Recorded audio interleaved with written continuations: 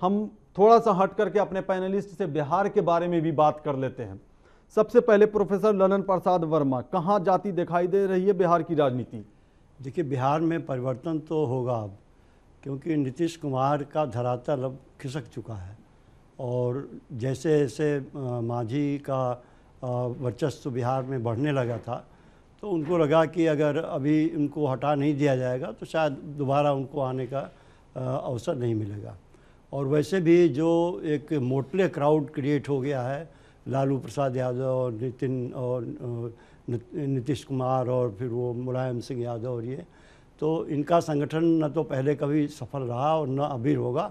वो संगठन तो अभी बनते बनते भी नहीं बन पाया है, उसके अंदर दुनिया भर की शर्तें एक दूसरे को लगा रहे हैं वो। इस स्थिति में अगर वो मांझी को हटाते हैं तो एक ऐसा संदेश बिहार में जाएगा, क्योंकि देखिए बिहार में पिछड़े वर्ग का इलाका बहुत, पिछड़े वर्ग की संख्या बहुत बड़ी है और मांझी को ऐसी स्थिति में हटाना, जबकि उन्होंने मांझी को खुद प्लांट किया था ये सोचकर कि जो पिछड़ा वर्ग है उसका सपोर्ट मुझे मिलता रहेगा।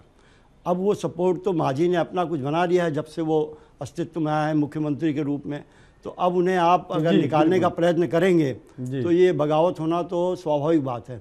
और आज जो उन्होंने मंत्रिमंडल बुलाई है, मंत्रिमंडल की मीटिंग बुलाई है, इससे स्पष्ट लगता है कि चूँकि मांझी को पता है कि उनके पास इतने विधायक नहीं हैं जो वो अपने अस्तित्व में इस तरह से रख सकें, तो वो यही संदेश देना चाहेंगे कि हम तो भारत सरकार से निवेदन करेंगे कि यहाँ पर असेंबली भंग कर दी जाए और दोबारा चुनाव कराया जाए। अब इसमें जो और अब पेच अब नया पैदा हो रहा है वो ये भी है कि अगर मांझी को बीजेपी अपने ओर खींचने का प्रयत्न करती है तो फिर सरकार की संभावना दूसरे ढंग से भी बन सकती है, क्योंकि अभी ये क्लियर नहीं है कि मांझी के साथ कितने विधायक जाएंगे, लेकिन एक संख्या विधायकों की ऐसी अवश्य है जो मांझी के साथ जाएगी।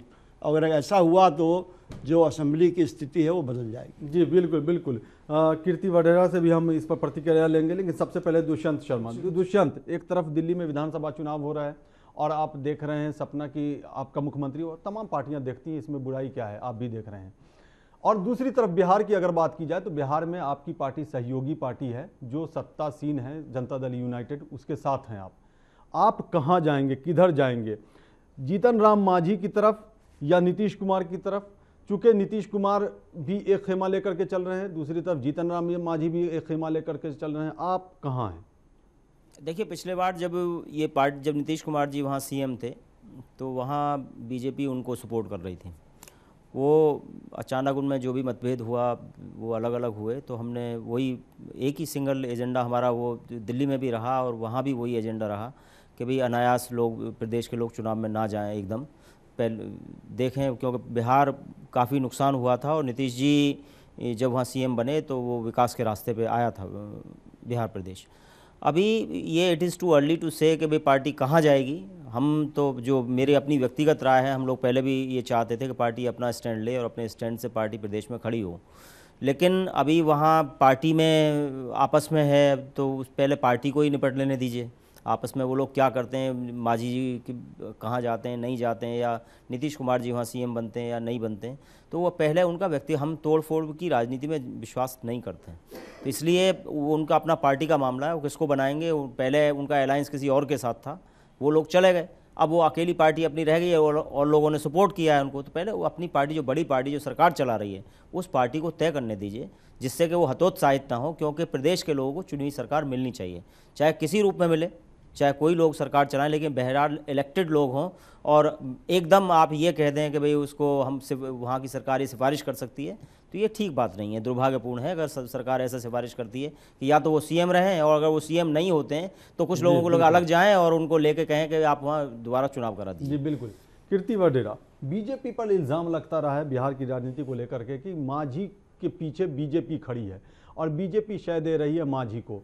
तो बीजेपी का जो ये खेल हो रहा है वहाँ बिहार में, और एक तरफ ये भी खबर आ रही है कि बीजेपी ये चाहती है कि वहाँ असेंबली भंग कर दी जाए और राष्ट्रपति शासन लगा दिया जाए, या फिर नहीं तो केयर टेकर मुख्यमंत्री बने रहे जीतन राम मांझी। बीजेपी आखिर पर्दे के पीछे ऐसा खेल क्यों खेल रही है? आपके सवाल का जवाब दूं उससे पहले मैं कुछ बातें बताना चाहती हूं आपके चैनल के माध्यम से जनता को, जो भी हमें देख रहे हैं, कि पिछले हम 2-3 साल के अंतराल की बात करें तो इस देश ने राजनीति का एक अलग चेहरा, एक अलग प्रारूप देखा है, जिसमें आज लोग बदलाव की बात करते हैं, लोग अपने से जुड़े मुद्दों की बात करते हैं, भले ही वो अन्य अन्य राज्यों का सवाल हो। तो जैसे बिहार ने की बात करें हम, तो बिहार में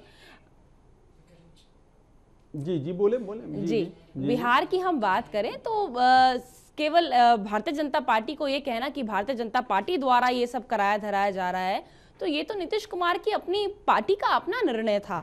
जीतन राम मांझी को आगे करना, उनको मुख्यमंत्री बनाना, आज जो भी उतार चढ़ाव देखने को मिल रहे हैं बिहार की राजनीति में, तो ये बड़ा दुखद है, क्योंकि डायरेक्टली और इनडायरेक्टली इससे किसी भी प्रदेश की जनता इफेक्ट होती है। और आज अगर असेंबली हंग की जाती है, दोबारा चुनाव होते हैं, तो इसमें सबसे ज्यादा नुकसान अगर किसी का होता है तो वो जनता का होता है, क्योंकि काम रुक जाते हैं, लोगों सिस्टम पे प्रभाव पड़ता है। तो आगे जो भी सिनेरियो बिहार को लेकर रहता है, हमारा तो पहले से भी यही मानना रहा है कि असेंबली हंग होनी चाहिए, दोबारा से फ्रेश इलेक्शन बिहार को देखना चाहिए, ताकि एक स्थिर सरकार राज्य को मिल पाए। बैक कर रही हैं? नहीं, हम कोई बैक नहीं कर रहे हैं। देखिए, भारतीय जनता पार्टी एक नेशनल पार्टी है, अन्य वहां पर राजनीतिक दल जो भी मैं कहूंगी राज्य स्तर पर हैं, उनका अपना अपना स्टैंड हो सकता है, पर भारतीय जनता पार्टी मुद्दों की राजनीति करती है और हमारा शीर्ष नेतृत्व तय करेगा आगे की बिहार को लेकर उन्हें क्या स्टैंड लेना है। जी बिल्कुल। इस बार जो भारतीय जनता पार्टी का मुद्दा है वो प्रदेश में जो सरकार चुनी हुई सरकार है, उस सरकार को तोड़ के अपनी सरकार बनाने का है। और वो जो असंवैधानिक बात है वो ये भी है कि एक जो इलेक्टेड गवर्नमेंट है आप उसको हटाएं और वहाँ राष्ट्रपति शासन लागू कर दें।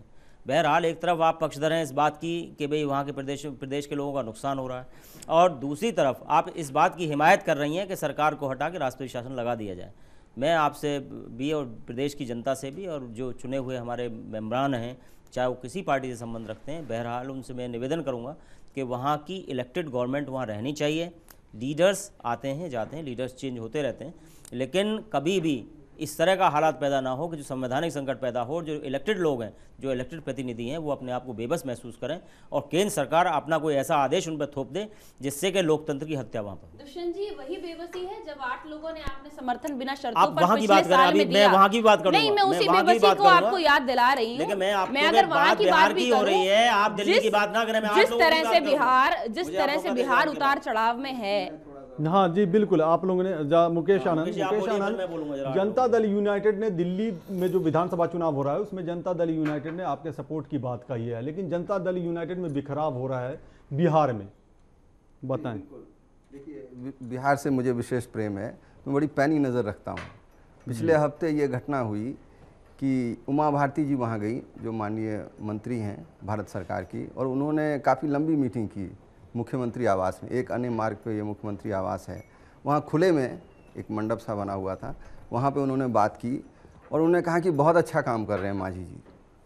तो एक जिसके साथ हमें लड़ना हो, अभी इलेक्शन में जाना हो, दिसंबर में चुनाव ड्यू है इन एनी केस, तो बहुत ज़्यादा टाइम नहीं है, वहाँ पे दूसरे राज्य के अभी किसी के मुख्यमंत्री को नहीं अच्छा कहा। काम हो रहा है तो उन्होंने तारीफ कर दी, तो क्या दिक्कत है? नहीं, ऐसा वो कभी आम आदमी पार्टी और बाकी के लिए नहीं करते, लेकिन भले ही हम सफाई अभियान के लिए। देखिए एक मिनट, अब मुझे बोलने दें, अब मुझे पता है आप सब टूट पड़ेंगे मुझ पे, आप वर्सेस रेस्ट ऑफ टीम है। तो हमने सफाई अभियान प्रधानमंत्री ने कि हमने कहा बहुत अच्छा किया, जन्मदिन पे सियाचिन गए, हमने कहा बहुत अच्छा काम किया।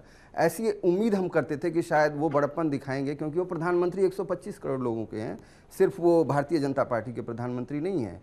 तो जब उन्होंने उनकी प्रशंसा की, जो कि बीजेपी का स्वभाव नहीं है, तो हमें लगा कि इनको विभीषण की तरह इन्होंने अपना लिया है। जैसे राम के पास जब विभीषण गए थे तो उन्होंने कहा ठीक है राजगद्दी आपको ही दी जाएगी, हमारा जो मिलन है वो निष्फल नहीं होता। तो ये इनकी सोची समझी जो रणनीति है, जिसके तहत इन्होंने आम आदमी पार्टी के भी कई 2 दर्जे के नेताओं को वहाँ बुलाया। तो जनता से चुन के आए जनता दल यूनाइटेड के लिए, उससे मैंडेट लिया, पहले बीजेपी के साथ किया, उसको तोड़ा। तो ये जो चिरपरिचित स्वभाव है, दलगत राजनीति से ऊपर उठकर मुद्दों पे अगर वो तोड़ते उसको कि अगर आप मुझे मुख्यमंत्री नहीं हटाएंगे, हम इनके लिए ये काम करना चाहते हैं, तो शायद समझ में आता।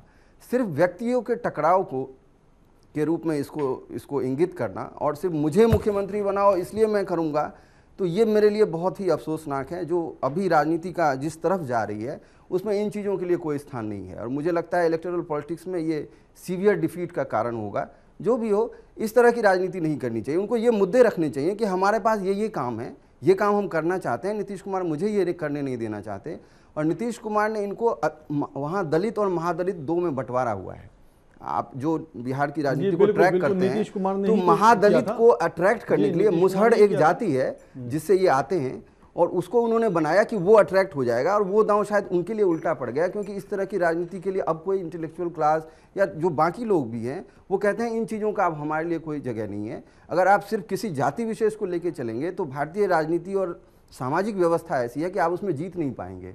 मायावती का आपने एग्जाम्पल देखा, अब वो उसके बाद आ गई कि ब्राह्मणों को हमने इतनी सीट दी है, मुसलमानों को इतनी सीट दी है, इसलिए आप हमें वोट कीजिए। तो ये जो राजनीति है इसका दौर खत्म हो चुका है। आप ये कहिए कि आप लोगों के लिए क्या करेंगे। बीजेपी ने भी कई स्तर पे इस तरह की अपील की भारतवर्ष में, और लोगों को वो पसंद आया, लोगों ने उसके लिए वोट दिया है कि हम हिंदू मुसलमान की बात नहीं करते, छद्म धर्म निरपेक्षता के खिलाफ जा रहे हैं।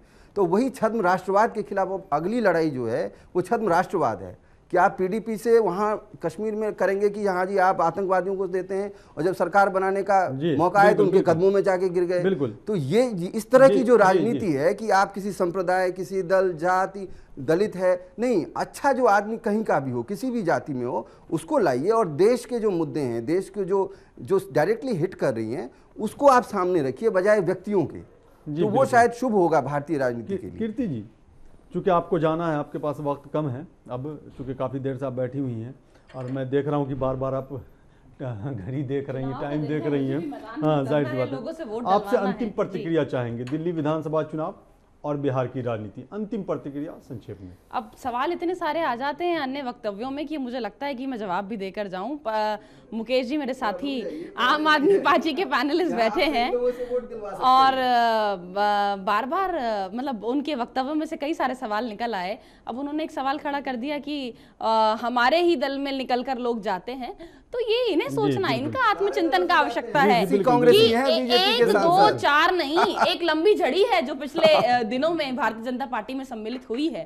तो और ये कहते हैं कि जो हाँ, मुझे बोलने दीजिए ना, इनका बुरा हाल का भी मैं जवाब दे दूं ये एक मिनट। और मुख्यमंत्री कहते हैं कि मुझे मुख्यमंत्री बनाए, मुझे मुख्यमंत्री बनाए। तो ये तो वही कहानी है जो अरविंद केजरीवाल दिल्ली के लोगों को रचा बस के सुना रहे हैं।